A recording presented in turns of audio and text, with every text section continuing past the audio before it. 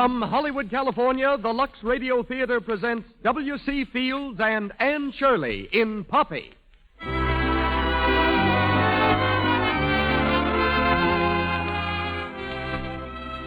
Lux presents Hollywood.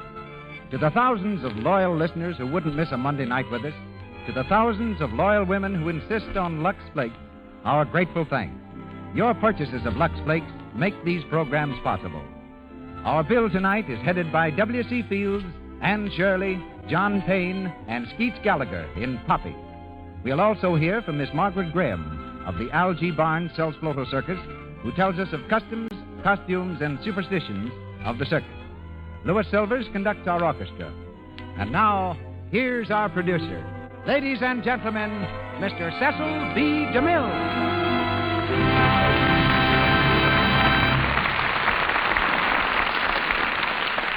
Greetings from Hollywood, ladies and gentlemen. Between the ages of 11 and 15, Mr. W.C. Fields, born Claude William Dukenfield, never slept on a real bed. He spent his nights under stairways, in box crates, and doorways. Having no home, he'd become the idol of Philadelphia's other small boys. The toughest brats for miles around would seek him out for a fight. Fields never could refuse a challenge, and his bulbous nose is really a red badge of courage. It stands today as a radiant monument to the valor of its possessor and to the amazing accuracy of his opponent's fists. His fame as a juggler began with a $10 a week job at Atlantic City. Fields was part of a free entertainment, which the management staged to stimulate the sale of refreshments.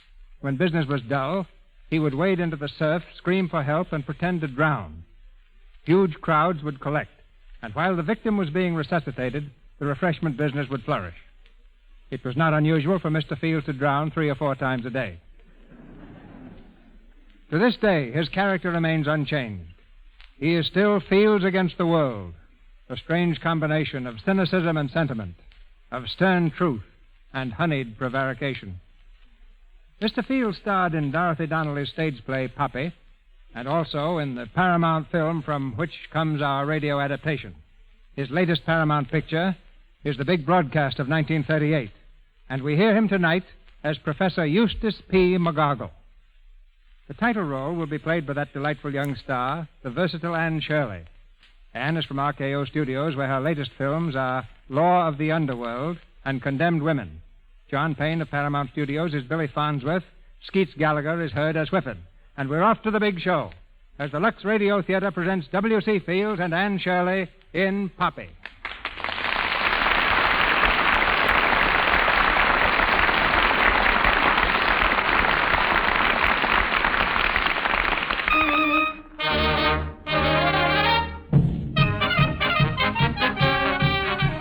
County Fairgrounds on the outskirts of a tiny Indiana town in the year 1881.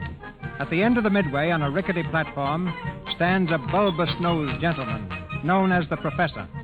In one hand he holds a decrepit banjo, in the other a quart bottle of purple bark sarsaparilla, guaranteed. With his old top hat riding perilously on the bridge of his nose, he leans down to the crowd and addresses them in a rasping baritone. Now, step right up, ladies and gentlemen, close to the platform. Step out of the gutter, boy, and let the water run. You'll hear absolutely free of charge my charming daughter, Poppy, the flower of the song world. In a song recital, and I shall accompany her on that noble instrument, the kadoola. I thank you. It's my privilege and pleasure to introduce the most remarkable scientific discovery of modern times. Purple bark sarsaparilla, $1 a bottle. 4 quarters, 1 smacker. Purple bark sarsaparilla, ladies and gentlemen, the one cure.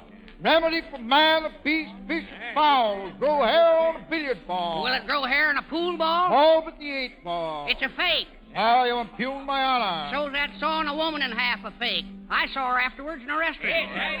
Well, you astound me. I thought they were killing from 8 to a dozen women a day. Let me through here. Let me through. I want to see the man who sells that remedy. Ah, that's fine. Let the ladies through. How do you do? Lovely weather we're having. How many bottles? Quick. None. I bought one bottle of that vile stuff from you yesterday.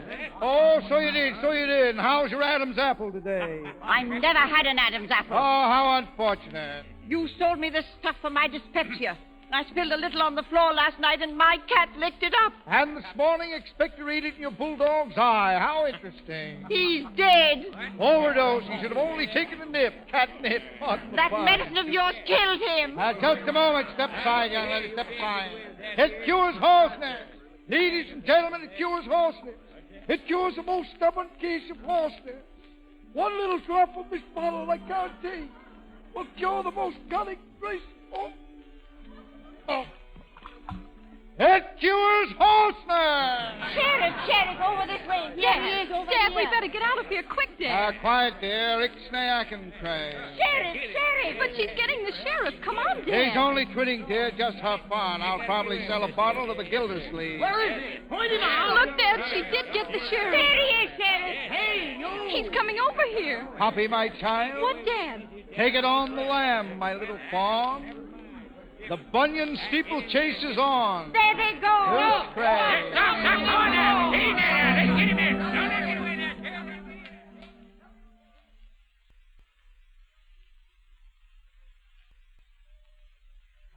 Birds chirping in the trees. Flowers rearing their pretty little heads, shuffling their little feet, and singing by mere Mr. Shea. Oh, Dad, look. Do you mind if we stop walking for a while? I'm so tired. Oh, how thoughtless of me. Sit down, my little plum, and rest your pretty little bones. Here's a nice tin can for you. Sit on there. Do you think we're safe here?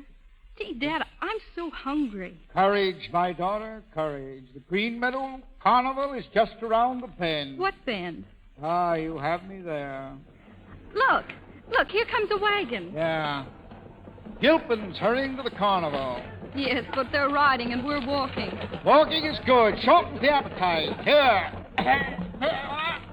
Chew on this piece of milkweed. It's full of calcium, good for the teeth. Oh, no, thanks. Dad. Huh? Dad, why don't you reform? Reform who? Well, yourself.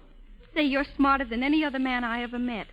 Why, if we could settle down in one of these little towns and get a house all our own, why, you'd own the whole town and most of the farms around it in 5 years. You encourage me in the 5-year plan? Oh, you know you could get it without stealing, too. Steal? Like Robin Hood, I take from the rich and give to the poor. What poor? Us poor. Oh, us poor is right. Oh, Dad, I'm so sick of it. I'd like to be able sometime to look everybody straight in the face, and I'd scrub floors to do it. How could you look anyone straight in the face when you're scrubbing floors, dear? Oh, Dad, please. We can't go on like this forever, just living from hand to mouth and sleeping in haystacks and dodging sheriffs. Go on, taunt me. And when you see my emaciated body lying in the gutter, say to yourself, this is my work, and step over me. Oh, darling, please forgive me. But those girls who passed us in that wagon, did you notice them? One tried to give me the office, but I played her for a chill. Oh. They look so happy and so pretty. Poppy, someday I shall be rich, and you shall dress pretty, too. You shall have frocks and gowns of diaphanous silk, and you shall have a coach and four with gilded wheels, and flunkies and gold braids. Yes, and just how are you going to get all this? I hadn't thought about that. But where there's a will, there's a way. And pardon me, dear, just a touch of liver. Dad, please listen to me. Oh, I know you mean well, but it isn't only for myself I want those things. It's for you, too. You want me to wear frocks? No, and it doesn't have to be a gilded palace either. Just a nice little place, something we can really call our own. You know, we've never had that. I know it hasn't always been easy for you, bringing me up all by yourself, but, oh, gee, we can do better. We can, Dad, if you'll just make up your mind to it. Will you, Dad? Dad? Fill it up, barkeep. House up yourself. Make mine scotch on rye. Oh, Dad.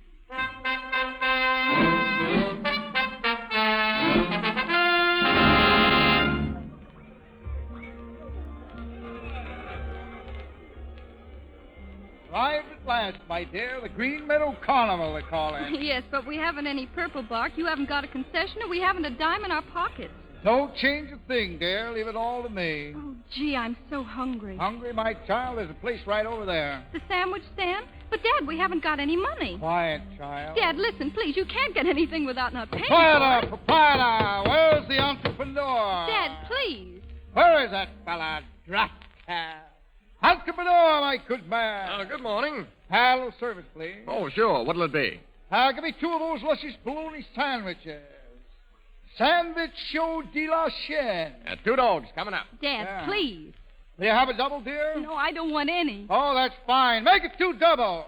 All right, here you are. Thank 20 you. cents. Thank you. You have mustard poppies on? Some mustard, please. It's right in front of you. It's 20 cents for the dog. Right in front of me. Oh, yeah. Yes. Mm-hmm. All right. No mustard? Say, that's the best there is. If you don't like it, don't eat it. That's 20 cents. 20 cents. Is this really full? Just a horse release flesh? Of course it's fresh. That'll be 20 cents. Oh, delicious. Price on this horse release, my farm. A little mayonnaise, my good man, and some cranberry sauce if you have it. And now listen, you horseradish, a mustard, a mayonnaise, a cranberry sauce, it's costing you 20 cents. 20 cents, huh? Yes, 20 cents. Ridiculously cheap. Very reasonable. Remind me to pay you at the end of the engagement. No, you don't. You pay me right now. Wait, here, mister. You can have mine back. Mine also.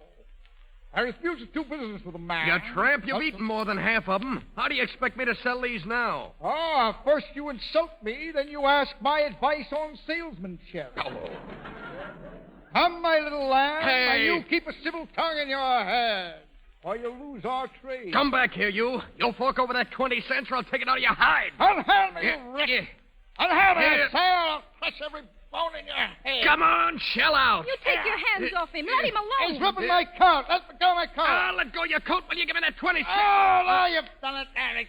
Dad, what's the matter? I'll pay for this. Hey, what's the matter? I didn't do nothing. What's eating you? It's broken my sacroiliac. Huh? My sacroiliac's broken in the 12 What's the matter here? Bring it up. Come on. What's the matter, Joe? This guy here, boss, he wouldn't pay for the dogs, and now he says I broke his celiac or something. The pain is excruciating. Shut up. Someone will pay for this and pay dearly. I told you to shut up. You know to whom you are addressing? I don't know who you are, but I happen to be the manager of this show. Manager, eh? Oh. Someone will pay for this, and I think I know who. All right. How much do you want? How much do I want, eh? Trying to bribe me. Very well. I'll take $10,000 in the concession. I should charge you $20,000. I always was an idiot where business was concerned. I'll give you the concession and $10. Take it or leave it. I'll take it. Here. Your booth is at the end of the midway. Now, no shell games, no gambling of any kind or description. The mayor of this town is a very fussy guy. No far fussier than I myself, I assure you. All right, you can take over the concession any time you want. Thank you. Very well, my little plum. It's just as I told you. Where there's a will, there's a way.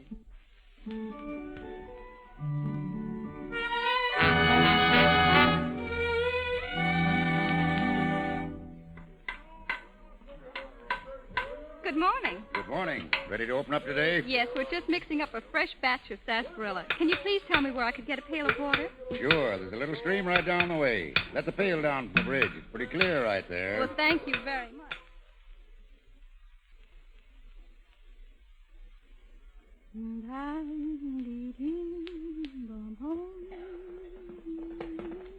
Hey! Hey, look out! Hey! Get off the bridge! Whoa. Hey, you all right down there? You knocked me into the stream. Gee, I'm terribly sorry. Don't you even speak to me. Shame on you trying to commit suicide at your age. Think of your old father and mother. Think of me. Yes, well, if I told you what I thought of you, I wouldn't be a lady. Here, let me help you up. Don't you touch me. Riding a horse that way across a bridge, you must be crazy. Yes, come on. No, and stop grinning at me like a silly ape. By the mirror, I bet you'd grin, too. Do you have brown eyes, or is that just mud? Why, you... Oh, gee, I guess I must look terrible. You know, I fell into a stream once. Know what I did? You went and dried off. That's right. Look, there's an old swimming hole about 100 yards downstream. We always hang our suits on a tree there. My sister sort of fit you. You slip into it, and I'll put the nag away, and And I'll see you there in about 10 minutes. All right? Well, all right. Swell. You can hang your dress up and let it dry out. See you soon.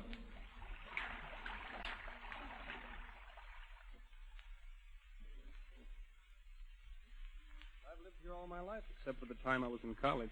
Oh, gee, it must be nice living in a town like this. So quiet and peaceful. And then being able to come here whenever you want. I'd like that. Oh, it's so lovely here, isn't it? Yeah, funny, I never noticed it before. To me, it's just been the swimming hole. Now it's all changed somehow. Your eyes aren't brown, are they? They're blue. They're pretty, too. Well, thank you. I guess I ought to be getting back now. Say, wait. I don't even know your name. It's Poppy. Poppy. Gee, that's beautiful. My name's Billy Farnsworth. My father's the mayor of this town. I'm his son. Well, that's a coincidence. Thank you so much for bringing me here. Well, thanks for not being sore at me for pushing you off the bridge. Well, it wouldn't do me much good. Well, you could always sue, you know. Yes. The manager of the carnival was telling me about some old fake that tried to hold him up for $10,000 yesterday. Claimed he broke his arm. You could try that if you wanted to. Could I? Sure, I'd love to be sued by you. Then I could see you every day in court. Maybe you'd find out I was a fake, too. Oh, excuse me. What's the matter? Nothing. I've just got to get back. Goodbye. Hey, Poppy, wait.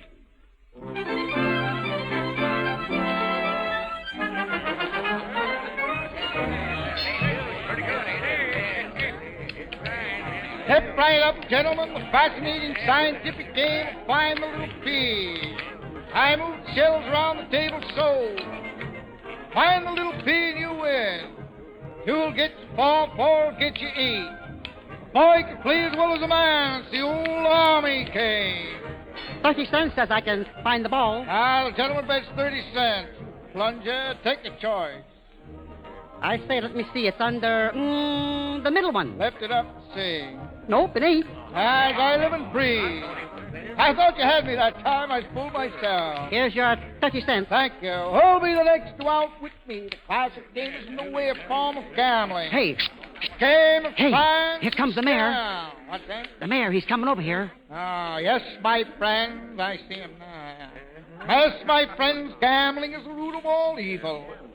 And how well I know. Get rid of those shells. Get them out of here quick. For years, I was a victim of this horrible scourge. An unwilling pawn, caught in the toils of Beelzebub. Let it be a real dear lesson to you. Lead us in song, Sister Wolfinger. Excuse me, sir. May I shake your hand, please? Of course, sure. We need more men of your kind in these traveling carnivals, sir. Men with a real message. Men of steel. Steel, sir? Oh, yes, you're right. Pardon me. Permit me to introduce myself. I'm Mayor Farnsworth. Mayor, Your Honor, this is a surprise indeed. I am Dr. Eustace P. McGargle. F-A-S-N. Well, go right ahead with the lecture, Doctor. Sorry, I just finished. Half a ticket to go. Are you remaining on the grounds all afternoon? No, I'm leaving at 4:30. How unfortunate. My next lecture won't start till about 4:32. Oh, Mayor Farnsworth. Oh, excuse me. Dr. McGargle, I'd like you to meet Mrs. Tubbs. How do you do, Doctor? Mrs. Tubbs is one of our town's most solid citizens. She looks it. I mean, how do you do? I heard part of your talk, Doctor, and I think it was just thrilling. I wish you'd come and call on me sometime. Oh, I'd be delighted. Oh, thank you. Shall we go on, Mayor? Oh, wait, Sarah. I want you to meet Dr. McGargle also. Dr. McGargle, this is Mrs. Sarah Brown. How do you do? How do you do? Mrs. Brown was a great moral leader in our community. Oh, a woman after my own heart. I hope not. Very good, Sarah. Shall we go? Yes. Well, good night, Doctor, and good luck. Oh, thank you, man. Keep up the good work. Thank you. Scarcely have left the grounds before I shall be hard at it again. Good night, Doctor. Don't forget, you're going to take me round the carnival. Oh, I'll take you, yes. You bet I will. She's all dressed up like a well-kept grave. 10 cents says I can guess what shell it's under. You still here? Go away. My name's Whiffin. What a pretty name. Go away. You draw flies. Well, gee whiz, all right. Wait a minute. Who was that fat lady we just here? That's Mrs. Tubbs. She's a widow. Kind of dumb, I always thought. I just wanted to check on my judgment. Good day, Mr. Whiffen. Of course, she's pretty rich. Who's rich? Mrs. Tubbs. Got her hands on most of the money in this town. Is that so? Yep, it was left to her in a will. In a will, eh? Yep, second cousin or something left it to her in a will. That's very interesting. Very interesting indeed. Very interesting. Widow, eh? Yep. Widow. Ah. You, thinking of something? Yes, I was, yeah. As an old blind aunt of mine used to say, where there's a will, there's prosperity just around the corner.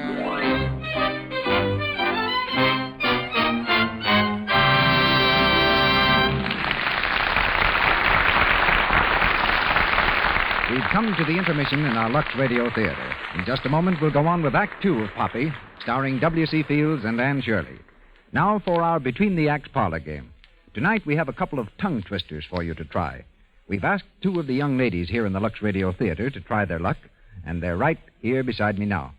They think they're up to any tongue twisters we've got. Are you?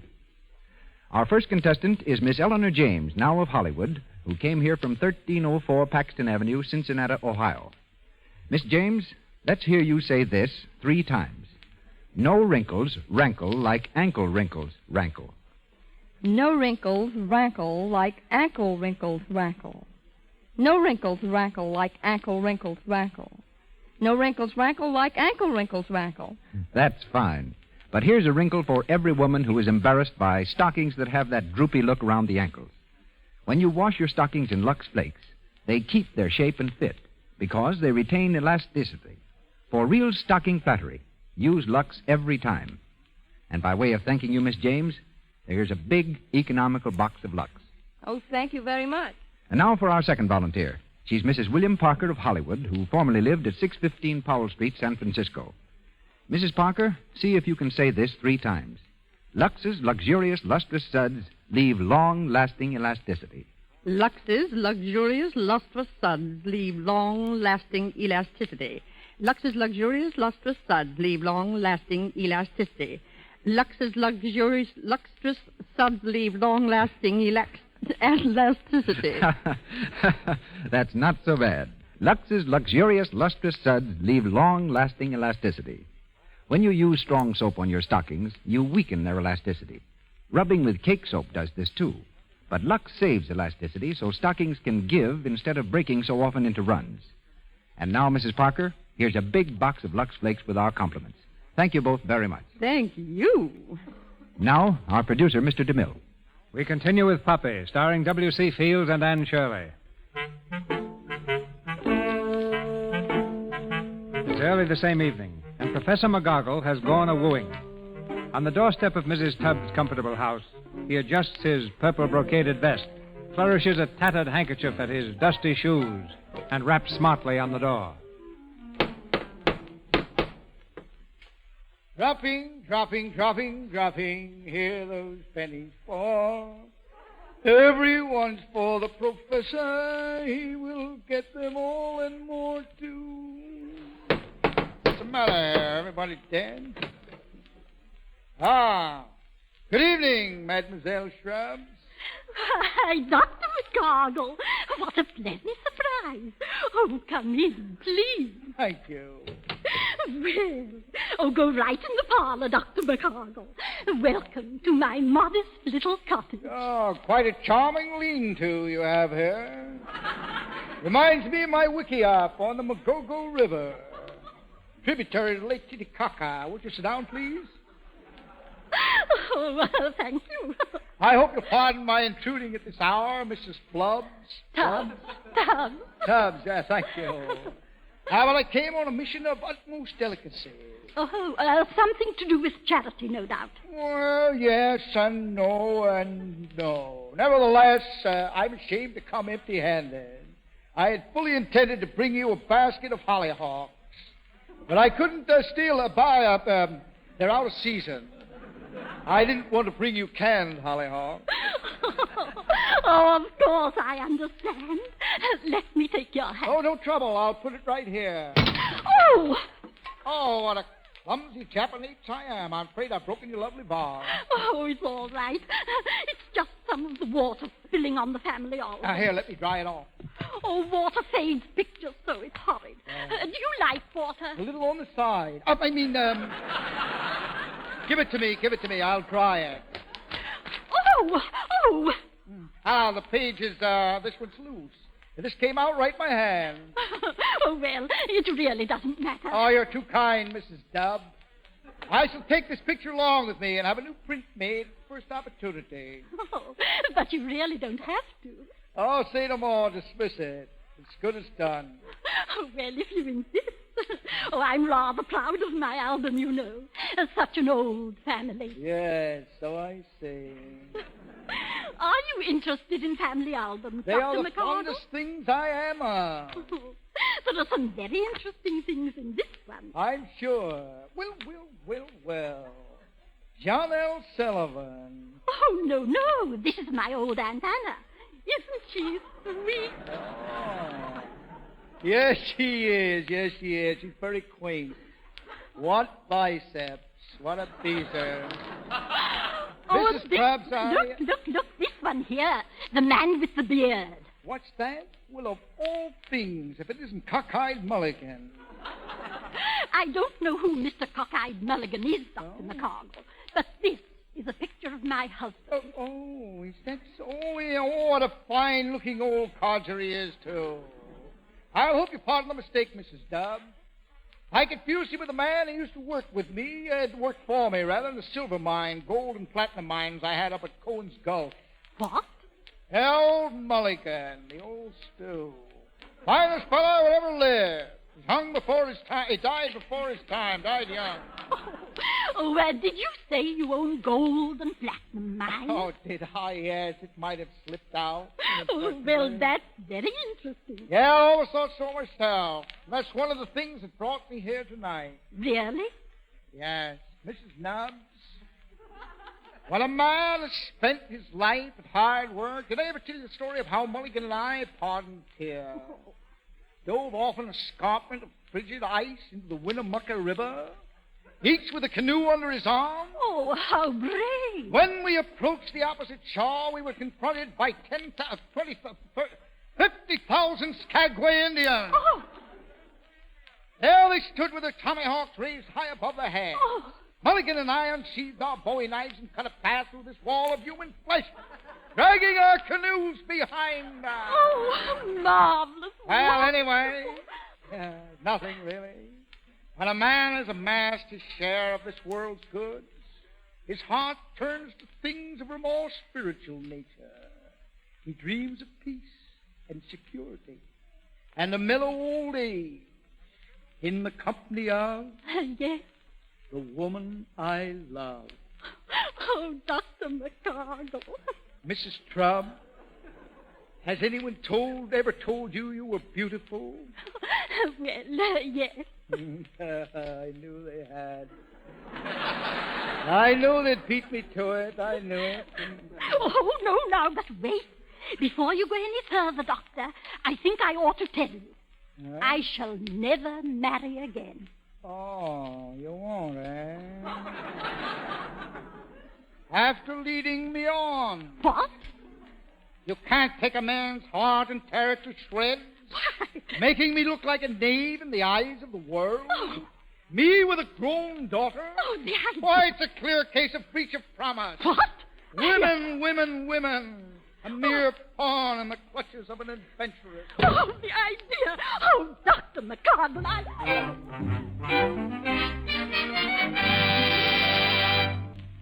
Yes, sir, Professor. That's mighty fine stuff you got there, and mighty fine of you to invite me over, too. Oh, not at all. Here, have another lager. Sure. Mr. Whiffen, drink deep of the brimming bowl. It's kind of hot, ain't it? Can't hurt you. Purple box sarsaparilla, my own private batch. 98% spirits fermenti, 2% sweetener. We're talking about Mrs. Mubbs, I believe. You mean Mrs. Tubbs, yes. She has plenty of money, though it ain't rightfully hers.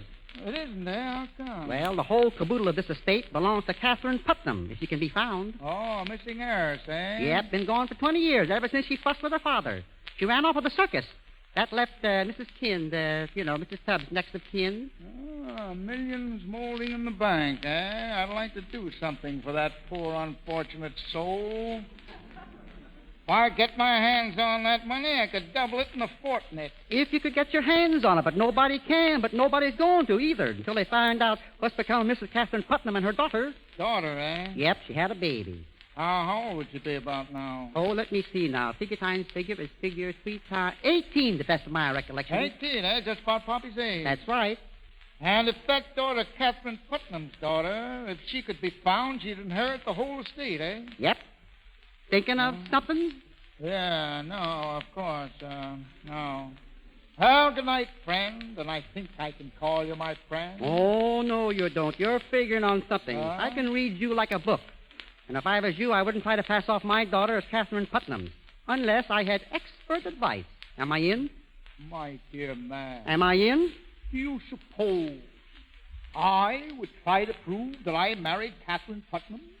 Do you suppose I would try to fake a marriage certificate? Do you suppose I would say that my daughter is not my own flesh and blood, but Catherine Putnam's daughter? Do you suppose I would do all this for the sake of filthy lucre? Yes, I do. Oh, all right, then. You're in.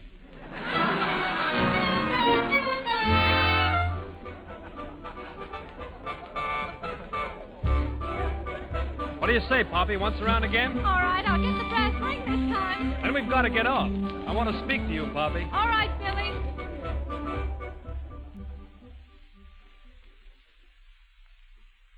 Oh, gee, that was fun, Billy. Thank you a lot. Fun.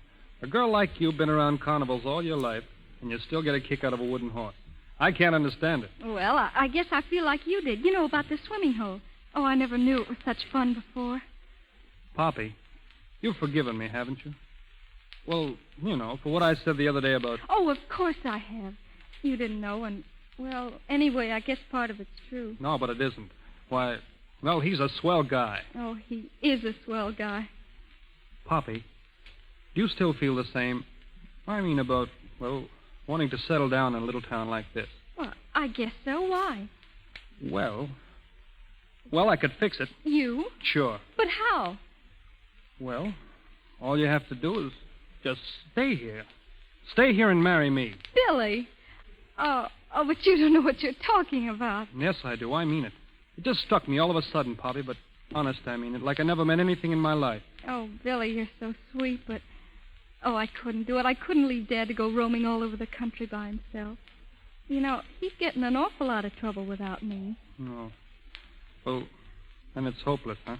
I'm afraid so. Yeah, well, it's a good idea. Billy, look, maybe someday. What? Maybe someday we'll come back this way, and if I do, and if things are different, well, they may be different. You never can tell. Oh, sure you can, Poppy. Poppy, would you give me something to keep until you do come back? I know it sounds silly, but I really want it. All right. I'll give you the only thing I've got, Billy. I know it isn't much, but it's something. Here. It's this locket. I've had it ever since I was a kid. It's only a baby's locket, but, well, it's gold anyway. Oh, thanks, Poppy.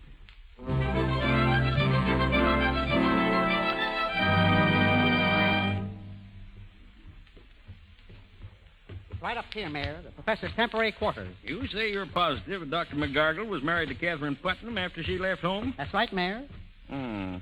Sounds awful fishy to me. Here we are. Good morning, Doctor. Mr. Whiffen, good morning.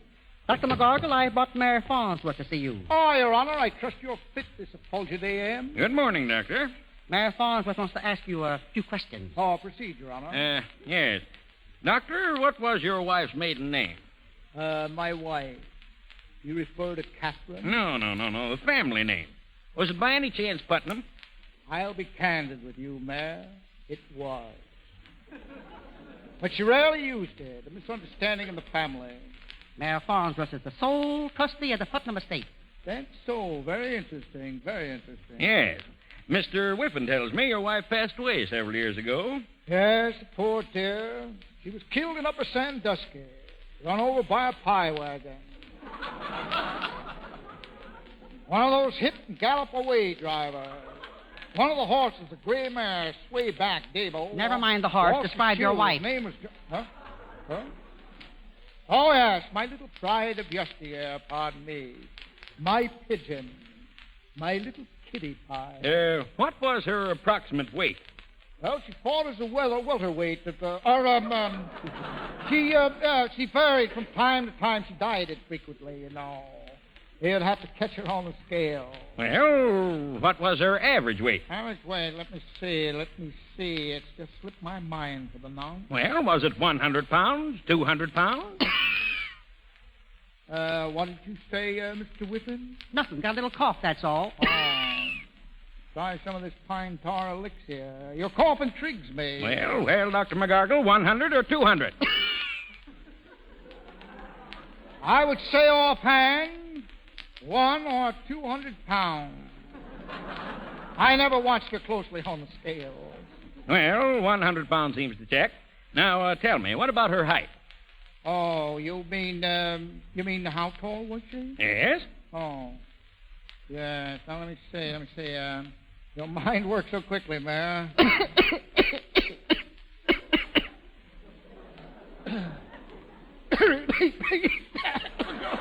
What's this? What? Nothing, Your Honor. Let me see now. How tall was she? Oh, yeah. She was 8 feet tall. 8 feet? Pardon me. This is all very distressing. I was thinking of a piece of land I bought, 8 by 16, up in Cucamonga. Had a very fine view of the ocean. Well, how tall was she? I got you. She was 5 feet 3 inches in her silk stocking. A fraction shorter than her bare feet, of course. Yes. Well, we've been searching for Catherine Putnam for years now. You see, Doctor, if Catherine died without leaving any children, the whole estate goes to Mrs. Tubbs. Oh, yes, Mrs. Tubbs. But you have a daughter, Doctor. True. Potential heiress to my vast copper interests on the shores of Lake Titicaca. High up in the Andes. Tell me, Doctor, had your wife any distinguishing marks? Any birthmarks? Birthmarks.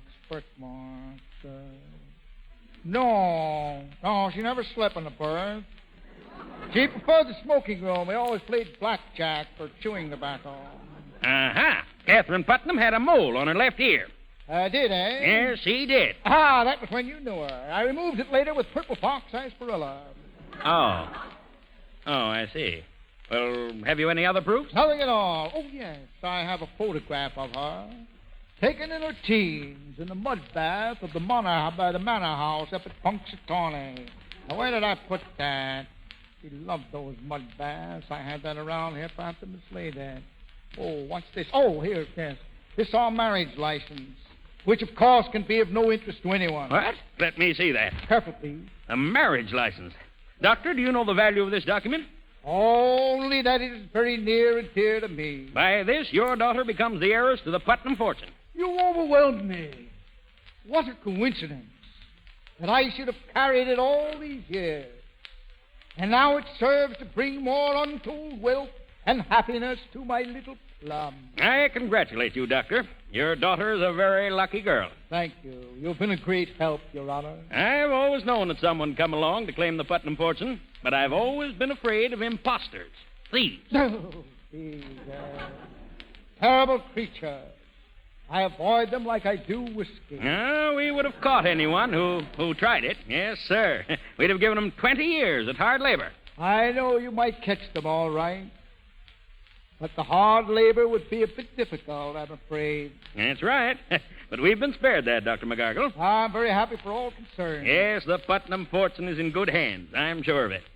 Well, I'll go and see about transferring the estate. Good day. Good day, Your Honor. Good day. What a man.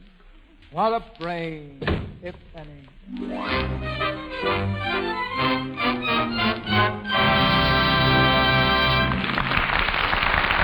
We pause for station identification. This is the Columbia Broadcasting System.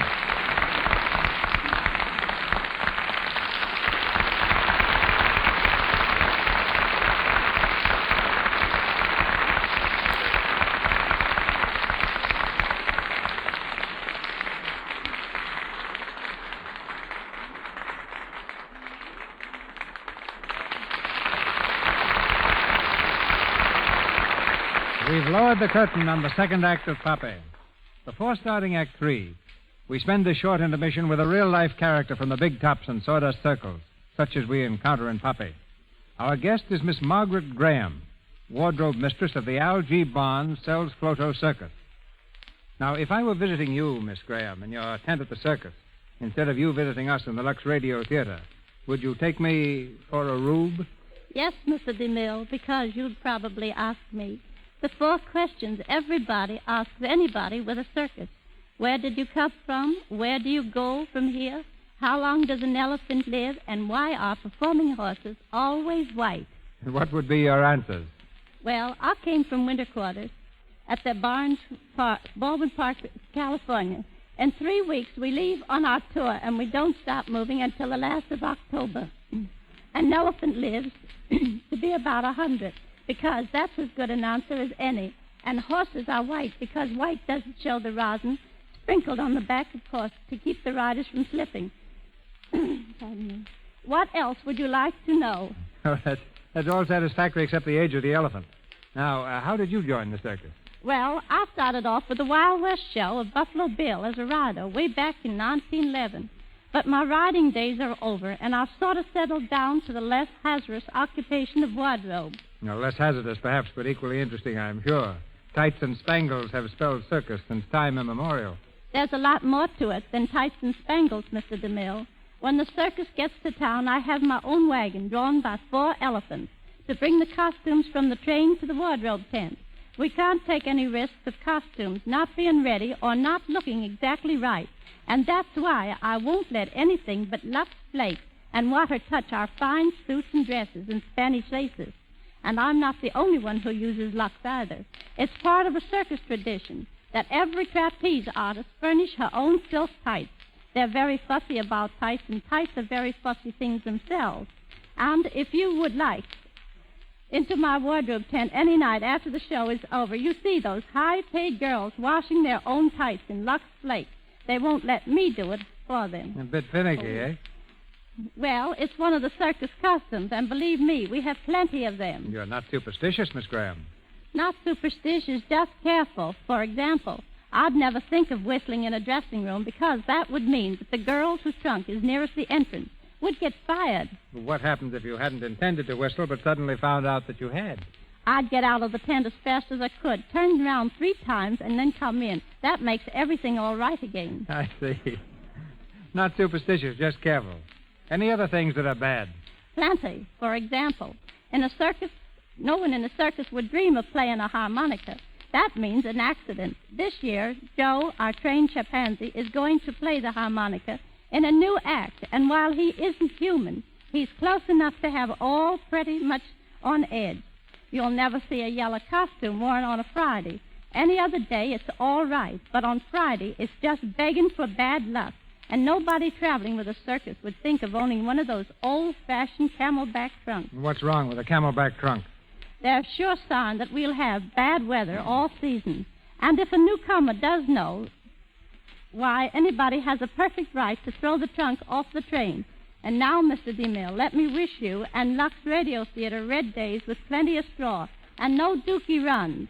Well, thank you, but what's that mean? Red days with plenty of straw means nice weather and a full house, and no dookie runs means that you'll always come in according to schedule. In other words, the best of luck. Thank you, Miss Graham. Thank you. And plenty of straw to you.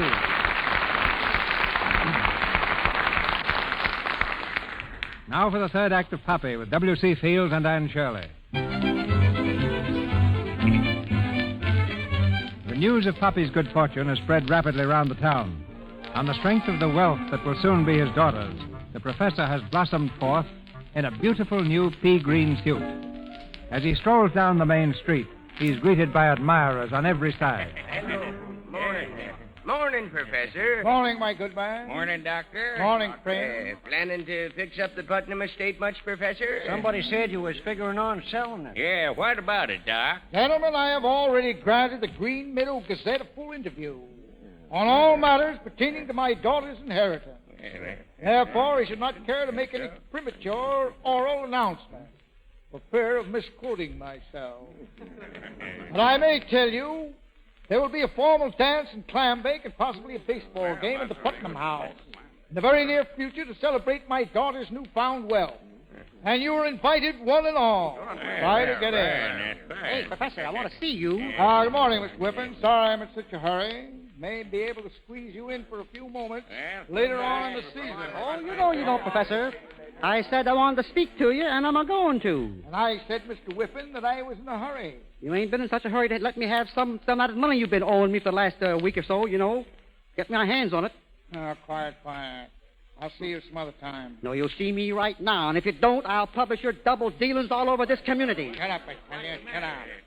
If there's been any double dealings, my friend, I dare say you have had your finger in it. You hold on. What's up, Doc? Yeah, what's the matter? And if you annoy me further, I shall summons a constable. Oh, no, you won't.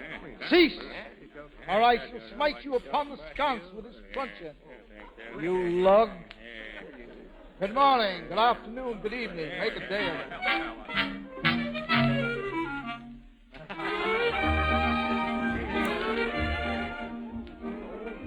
Oh, Billy, I still can't believe it. It isn't true. It can't be.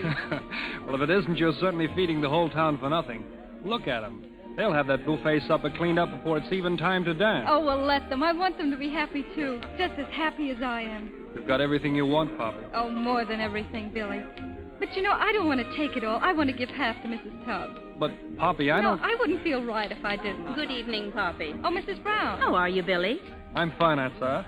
I'm so glad you could come, Mrs. Brown. Do you think I'd miss it, my dear? I've been a friend of Billy's too long to miss the announcement of his engagement. Engagement? Oh, dear, I suppose I've let the cat out of the bag again. You certainly have. Poppy, your father's going to announce our engagement tonight. You don't mind, do you? Mind? Of course she doesn't. You're getting a fine boy, Poppy, and he's getting a very sweet girl. Oh, thank you. Ladies and gentlemen, as mayor of Green Meadows, it is my privilege at this time to introduce to you a man who needs no introduction. I give you that great entertainer, that kindly and lovable character, Dr. Eustace P. McGargle, F.A.S.F. I thank you, ladies and gentlemen. I shall play for you this evening the first motive of the Dujiji from the opera Schreckensnatz by Gilke Kimmel and Ossip P. Bedapole on my beloved Kadula. But before I do, I want to introduce to you the marvel of the scientific age, purple bark sarsaparilla. Dad, no. Oh, I beg your pardon, dear. I'm awful sorry. What a faux pas. Excuse me, ladies and gentlemen, I have a very important announcement. Soon, ladies and gentlemen, in this very room in which you stand, two of the oldest families in Indiana will be joined by wedlock. I refer to the family Farnsworth and the house of McGargle. Stop it, I say. Yeah, what's the matter? What's the matter? Who are you? What's the matter? What's the matter with me? Mr. Whippen, what's the meaning of this? Your Honor, before this goes any further, I want you to know that this man, the father of the girl who's to be your daughter-in-law, is one of the biggest swindlers that ever come down the pike. What's that? The man's mad. He's a dildo.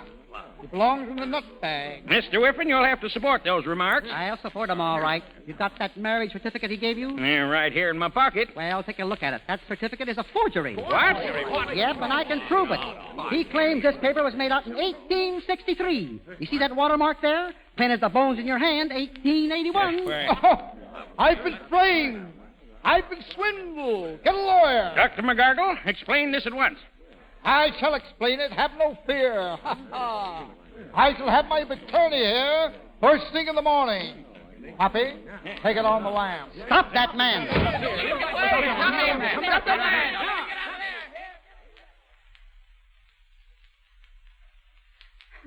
Poppy. Oh, don't cry, Poppy. Let me alone, please. Run along, Billy. I'll take care of her. Come, Poppy. You're going home with me.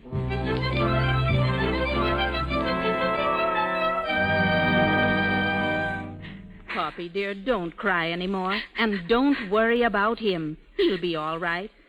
Oh, they never made an arrest in this town except by mistake. Oh, why did he do it? Why? Oh, I guess he just didn't know any better. But he does. He's smart, really. Honest he is. Who's that? No, I'll answer it. You stay here. Good evening, Miss Brown. You! Oh, Dad. May I step in for a moment? Yes, get in before somebody sees you. Oh, Dad, I was so worried. You came back for me. I have to say goodbye, my baby. I have been eluding the local band of assassins all evening. I saw the light in this modest cottage, and looking in the window, I spied you, my little plum. Oh, Dad, please, you've got to hide. What'll you do if they find you? About 20 years. If you're lucky. Quite true. Oh, Dad, you can't. You've got to get away now. Come on, dear, I'll go with you. No, my baby, you must stay here. But I don't want to. I want to be with you. You're my father. My plum, I can't lie to you any longer. I'm not your father. What? No, my baby. Oh, Dad, you're lying. You don't know what you're saying. It's the truth. I found you with the circus when you were 3 years old. Listen, the bloodhounds are on us. I must go. Oh, but Dad. Here, my plum. I empty my pockets for you. Take this worldly goods, $3 in cash, the shell game, and some private paper. They're all I have. Dad, you can't leave now. I must, dear. Goodbye, my plum, and bless you. And one word of fatherly advice before I go. Yes, Dad. Poppy, never give a sucker an even break. If you ever wish to join me, telegraph me in case of the Ice Palace, Montreal. Oh, he's gone, and I'll never see him again. Poppy, dear, perhaps it's all for the best. Oh, no, how can you say that? Oh, I don't care if he was my real father or not. He's the only one I've ever known. Well, he didn't leave you very much, my dear. A shell game. That'll be a help. And a photograph. Ooh, looks like it's been torn out of some album. Poppy, what is this? What? This picture. Where did he get it? I don't know. Do you know who this is? It's a picture of Catherine Putnam. And that's her little girl right there, see? She was just a baby. Well, are you sure? Well, of course I'm sure. I'd know Catherine Putnam. She was one of my best friends. And that little locket around the baby's neck, I gave it to her at her christening. Why, I have a locket like that. Where? I gave it to Billy. It's shaped just like this one. Wait, did you open it? Well, open it. I didn't know it opened. There's a picture in it, a picture of Catherine Putnam's baby. It was cut down from this one here. If the picture in that locket is the same as this one... Then if it is... Oh, come on, quick. Where are we going? We've got to find the mayor, and we've got to find Billy, and we've got to find that locket.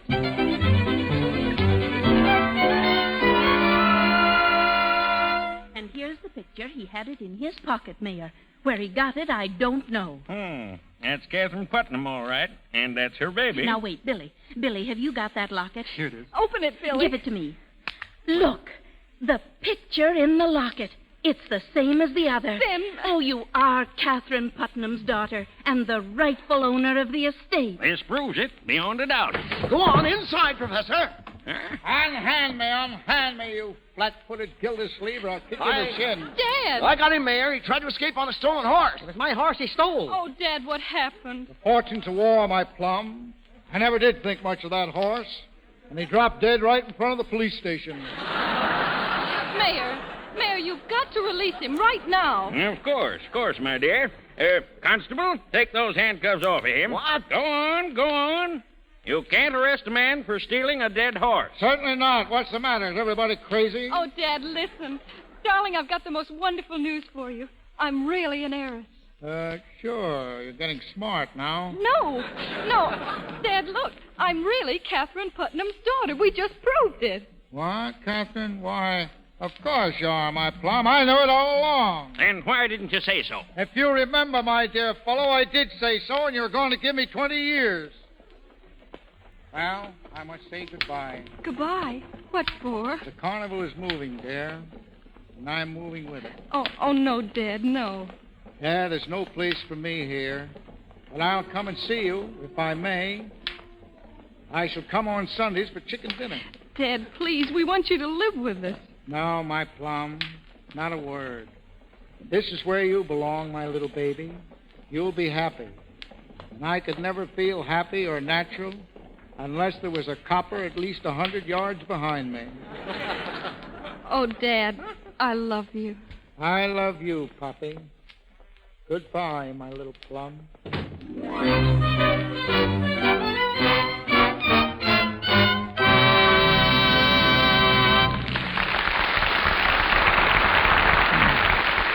And that is the end of Poppy. Mr. Fields and Miss Shirley will rejoin us presently. Meanwhile, Melville Ruick wants to give you another of his strange but true facts. Mr. Ruick. Do you know that the average mother, according to a recent estimate, washes nearly 28,000 dishes and over 26,000 pieces of silver every year? More than 54,000 pieces. And that's just for the 3 regular meals every day. It doesn't include any special meals or entertaining, nor cooking utensils and dishes used round the kitchen. Now, that's a lot of dishes to wash every year. And your hands are bound to suffer if you aren't careful about the soap you use. Yet thousands of women who do their own dishwashing keep their hands lovely and soft. They use Lux Flakes because they've found Lux gives them a real dishpan beauty treatment. Lux is so gentle that it doesn't dry the beauty oils that keep hands young-looking and beautiful. Why not begin right away to use Lux for your dishes? Buy Lux Flakes tomorrow. Be sure to get the large box. It's even more economical that way. Now, Mr. DeMille. Ladies and gentlemen, in this ring you are about to witness one of the most dazzling and electrifying exhibits ever countenanced by man. It is known to science as the probatus felium, and to the world in general as the nose that launched 1,000 quips. Here it is, ladies and gentlemen, accompanied by W.C. Fields and Anne Shirley.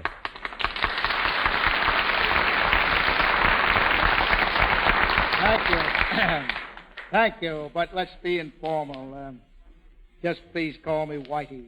Did you ever really travel with a circus? Oh, yes, Anne. I once lent my services to a peregrinating mountebanks. I was with him for a brief sabbatical. It made me valet de chambre to the elephant. You mean you packed its trunk? Yes, I'll never forget my first day under the big top. The wardrobe mistress handed me a uniform, a dazzling creation of red and gold. The gold was counterfeit. Did it fit you, Mr. Fields? It fit me fine, Mr. DeMille, but it required every ounce of strength in my frame to get it on that elephant. Her name was Gertrude. Go on, please. What happened then? I recall one beautiful afternoon as I was sitting in front of Gertrude's stall when a little nipper ambled up, a child, Annie, with a bag of peanuts. The little wretch pointed at my nose and said, "Look, Mama, this elephant talks." My face turned red. But, Mr. Fields, don't you know that anything washed in Lux never changes color? Might I recommend that you dip your nose, into a noggin of those beautiful Lux suds? Madam, do you, too, wish to impugn my honor? I shall be heckled no more. Mr. DeMille, I bid you good night. Gargle like a true McSpoken. Spoken like a true McGargle. Good night, Mr. DeMille, and thank you. Good night, Anne. Good night, Professor McGargle. To our stage next Monday night comes the exciting two-fisted drama of a man's fight for power and wealth. Force is the only law he respects. By force he wins success and a wife. By force he loses both, until he finally learns that there's another law in life, called love. Our play is titled The Boss. It was written by Edward Sheldon and proved a great hit on Broadway. It brings back to our microphone 3 superb Hollywood artists, Edward Arnold, Fay Wray, and H.B. Warner.